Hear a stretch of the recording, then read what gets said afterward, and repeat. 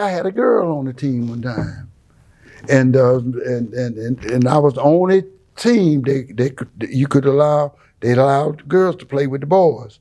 I was the only team. My team was the only one that had a girl on the team, and she averaged 3 points and about 3 or 4 rebounds a game. Yes, she did. And I saw her. I did a funeral about a month and a half ago, and I heard somebody say, "Coach." She said, "I thought that was you when you was up there preaching, but it said Dr. Richardson and all this." I said, "I don't remember." She said, "I remember you as Lee," but it had Dr. W.L. Richardson. So I said, "Yep, that's me, all right." So I know that your path to becoming Dr. W.L. Richardson was not smooth. But it is complete. It's complete. So tell us how it got that way. Tell us how Lee became Dr. Richardson. Well, there again, when I graduated from high school, that was it. I got a job, making decent money. Married in 81. No plans of stepping back in no school. But I was at Duke working, left Duke, went to Durham Tech. Durham Tech was offering employees free classes. So, hey, I'm at Durham Tech, they offer free classes, boom. I began to take the free classes. But there again, they didn't have anything in ministry, nothing in that. So I began to take the free classes. Stayed at Durham Tech 3 years, went to school there as long as I could. Then I went to work for B&J Printers and been there about 40 years. And told my boss, I want to go back to school. She said, "Well, no problem. Go home, back to school. We can make that happen." So there again, like I said, doing from that 81 time of marriage to 83, when I went into the ministry in 83, my pastor told me, said, "Look, I want you to go to school. I want you in school." So that's when I went to Shaw and joined that comprehensive program, and went religiously, driving from Durham every evening, except for Fridays, back and forth to Shaw every evening. I got out of work, and I got tired. I mean, just simple as that. I just got tired. I got wore out, so I quit. And like I said, my wife would call my pastor, then my pastor would call me, and the next semester, or maybe the next year, I'd enroll, because I'd tell my wife I'm going back this semester, and I wouldn't. And so sometime it was a year before she got to call my pastor. But I would always go back. I would always go back, go 2 or 3 years, drop out, go 2 or 3 years, drop out. And another thing, I was paying out of my pocket as I went. So then, like I said, I got my undergrad in business administration with my minor in religious philosophy.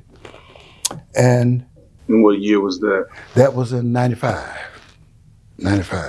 So from 83 to 95, it took me that long to complete my work for my undergrad at Shaw. And there was a course in there that in my business class, Quantitative Methods in Management. We called it Quant. Boy, that was the meanest class. I bet I took it 4 times. And Finally, I got it. Now that's one reason why I kept putting it off. It took me so long.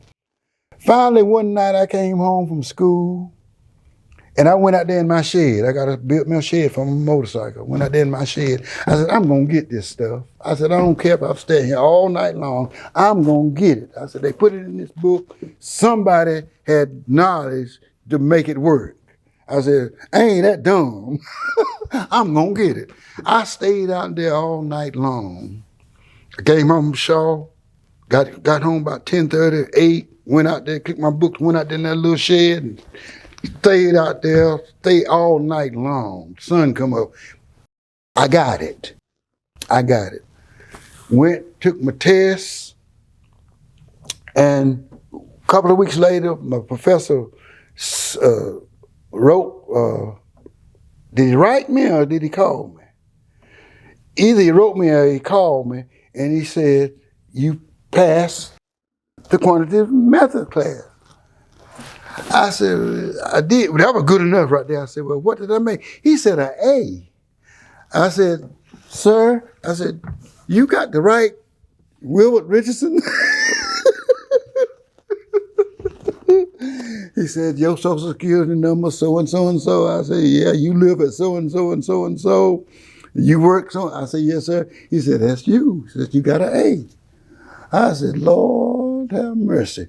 But from that time, from 95 to, and like I said, I started at Apex, and it was either 07, 05, somewhere in there. But it took me, I know it took 3 years from 15 to 18 to get my doctorate. So somewhere in there, I missed some time before I enrolled at Apex again. Apex. School of Theology, out in the Research Triangle. What made you keep going with your education? My wife and my pastor. I didn't mind, if this makes any sense, letting me down. But I didn't want to let my pastor down. And I didn't want to let my wife down. And once I really got into it and started listening to different preachers, so I didn't want to let my congregation down. Because I figured the more that I knew, the more I could help them. So that motivated me to keep on keeping on. And then again, it sounded good when I would go to these conferences and stuff, and they addressing all these preachers up there as Dr. So-and-so and Dr. So-and-so and Dr. So. I wanted that too once I got exposed to it, but it really didn't matter to me, but it sounded good.